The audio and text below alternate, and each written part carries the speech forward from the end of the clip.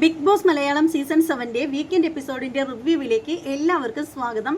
ശരിക്കും ഭയങ്കര സന്തോഷം തോന്നിയ ഒരു വാർത്ത ഇന്ന് ലാലേട്ടൻ പറഞ്ഞിട്ടാണ് പോകുന്നത്. കാര്യം എന്താണെന്ന് വെച്ചാൽ 10-60 ദിവസം ആവാറായിട്ട് ഇങ്ങനെ പോവുകയല്ലേ, 55 ദിവസം പിന്നിട്ടിരിക്കുകയല്ലേ. അപ്പോൾ ഇനി അടുത്ത വീക്കിലെന്ന് പറഞ്ഞാൽ വളരെ സന്തോഷകരമായിട്ടുള്ള ഒരു സംഭവം നടക്കുന്നുണ്ട് എന്നാണ് ലാലേട്ടൻ പറഞ്ഞിരിക്കുന്നത്.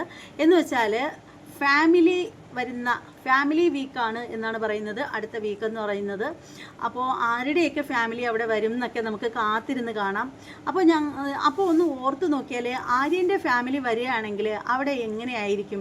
ആര്യൻ ജിസേലിനോട് ഇത്രയധികം അടുപ്പം കാണിക്കുന്നതും വേലക്കാരനെ പോലെ പിന്നാലെ നടന്ന് ജോലി ചെയ്യുന്നതും, ജിസേൽ ചെയ്യേണ്ട കാര്യങ്ങളെല്ലാം ടോയ്ലറ്റ് ക്ലീനിങ്, വെസൽ ക്ലീനിങ് ആയാലും, അപ്പോൾ ഫ്ലോറിലെ ജോലിയായാലും, വസ്ത്രങ്ങൾ കഴുകി കൊടുക്കുന്നതായാലും, ഷൂ കെട്ടി കൊടുക്കുന്നതായാലും, ഇതൊക്കെ ഇനി ആര്യന് ചെയ്യാൻ സാധിക്കുമോ?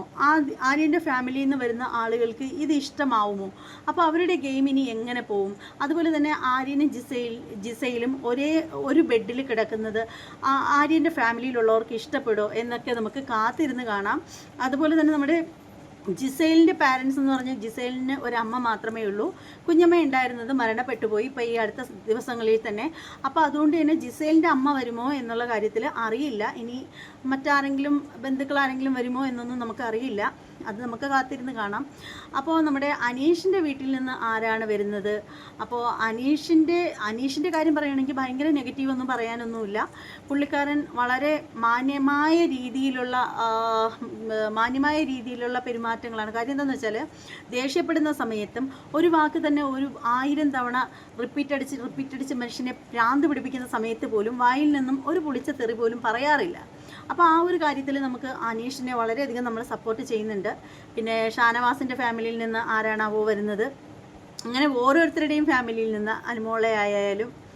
അപ്പോൾ എന്തായാലും നമ്മുടെ നൂറ, ഇവിടെ നമ്മൾ എടുത്തു പറയേണ്ട ഒരു കാര്യം എന്ന് പറഞ്ഞാൽ നമ്മുടെ ആദില നൂറ, അവരുടെ ഫാമിലിയിൽ നിന്നും ആരെങ്കിലും വരുന്നുണ്ടോ എന്നൊന്നും നമുക്ക് അറിയില്ല. അപ്പോൾ ഇവിടെ പലരും പറയുന്ന ഒരു കാര്യം എന്ന് പറഞ്ഞാൽ നൂറയ്ക്ക് കിട്ടിയ ഫാമിലി അതായത് ഒരു വീക്ക് ഫാമിലിയെ കൊണ്ടുവന്ന് ബിഗ് ബോസിനുള്ളിൽ നിൽക്കാനായിട്ട് നൂറയ്ക്ക് കിട്ടിയ ആ പവർ നൂറ ബിന്നിക്കാണ് കൊടുത്തത്. അപ്പോൾ ആ നൂറയുടെ ബന്ധുക്കൾക്ക് അവിടെ വരാൻ സാധിക്കുകയില്ലല്ലോ എന്നൊക്കെ ചിലർ പറയുന്നത് കേട്ടു. അപ്പോൾ ഞാൻ മനസ്സിലാക്കി വെച്ചിരിക്കുന്നത് കറക്റ്റാണോ എന്ന് എനിക്കറിയില്ല. പക്ഷേ എൻ്റെ അഭിപ്രായത്തിൽ ഞാൻ മനസ്സിലാക്കി വെച്ചിരിക്കുന്ന കാര്യം എന്ന് വെച്ചാൽ ഇത് സാധാരണ നമ്മുടെ വീക്കെൻഡ് നമ്മുടെ സീസൺ പകുതിയൊക്കെ ആവുന്ന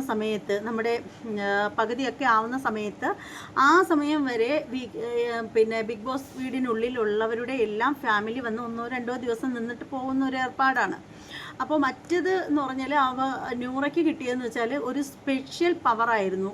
ഒരാഴ്ച വരെ ഫാമിലിയിലുള്ളവർക്ക് ബിഗ് ബോസ് വീടിനുള്ളിൽ വന്ന് നിൽക്കാനുള്ള സ്പെഷ്യൽ പവറായിരുന്നു അതാണ് ബിന്നിക്ക് കൊടുത്തത് നമ്മുടെ നൂറ. ഇവിടെ നമ്മുടെ നൂറയുടെ ഉമ്മയും ഉപ്പയും ഒന്നും വരാൻ ചാൻസ് ഇല്ലെന്നാണ് എനിക്ക് പറയാൻ തോന്നുന്നത്. അവരൊന്നും വരുമെന്ന് തോന്നുന്നില്ല. കാരണം അവരൊക്കെ വളരെ മാന്യതയുള്ള, വളരെ ഓർത്തഡോക്സ് ആയിട്ടുള്ള നല്ല ഫാമിലിയിലുള്ള ആളുകളാണ് നൂറയുടെ ഫാമിലിയിലുള്ള ആളുകൾ. അപ്പോൾ ആ ഉമ്മയുടെയൊക്കെ പല വീഡിയോകളും ഇപ്പോൾ പുറത്തേക്ക് വരുന്നുണ്ട്. ഒരുപാട് ഈ ഒരു മോളെ തിരിച്ചു പിടിക്കാനായിട്ട് അവർ ശ്രമിച്ചിട്ടുണ്ട്. അതുകൊണ്ട് തന്നെ അവർ വരുമെന്ന് എനിക്കറിയില്ല. ഇനി നൂറയുടെ അനിയത്തിയോ മറ്റോ വരുമെന്നും നമുക്കറിയില്ല. അപ്പോൾ അതൊക്കെ നമുക്ക് കാണാം. അനിയത്തിയോ മറ്റോ വന്നിരുന്നെങ്കിൽ വളരെ നന്നായിരുന്നു. അപ്പോൾ അവരുടെ ഗെയിമിൻ്റെ പോക്ക് എങ്ങനെയൊക്കെയാണെന്ന് കാണാൻ സാധിക്കും. അതുപോലെ തന്നെ ആദിലയ്ക്ക് അത് ഉൾക്കൊള്ളാൻ സാധിക്കുമെന്ന് എനിക്കറിയില്ല. അപ്പോൾ ആദിലയുടെ ഫാമിലിയിൽ നിന്ന് ആരെങ്കിലും വരുമെന്ന് ചോദിച്ചാൽ ഒരിക്കലും വരില്ല, ആരും വരില്ല. ആദിലയെ പോലുള്ള ഒരു തലതെറിച്ച പെണ്ണിനെ എന്തായാലും ആദിലയുടെ ഫാമിലിയിലുള്ളവർക്ക് ഉൾക്കൊള്ളാൻ പറ്റുമെന്നൊന്നും അറിയില്ല. എന്തായാലും ആദില തന്നെ പല കാര്യങ്ങളും പറയുന്നുണ്ട്. പിന്നീടെന്ന് പറഞ്ഞാൽ അതിലൊരു ഫ്രണ്ട്സോ മറ്റോ വരികയാണോ ചെയ്യുന്നതെന്നൊന്നും അറിയില്ല. ഇനി കൂടുതൽ കാര്യങ്ങളൊക്കെ എന്ന് പറഞ്ഞാൽ നമുക്ക് കാത്തിരുന്ന് കാണാം. ഞാനും ഈ അടുത്ത വീക്കിലെ ഈ ഫാമിലി വീക്ക് കാണാനായിട്ട് കാത്തിരിക്കുകയാണ്. അപ്പോൾ നിങ്ങളുടെ ഓരോരുത്തരുടെയും വിലയേറിയ അഭിപ്രായങ്ങൾ എന്താണെന്ന് വെച്ചാൽ കമൻറ്റ് ബോക്സിൽ രേഖപ്പെടുത്തുക. ഇനി മറ്റൊരു വീഡിയോയുമായിട്ട് വീണ്ടും കാണാം. അതുവരെ എല്ലാവർക്കും ബൈ.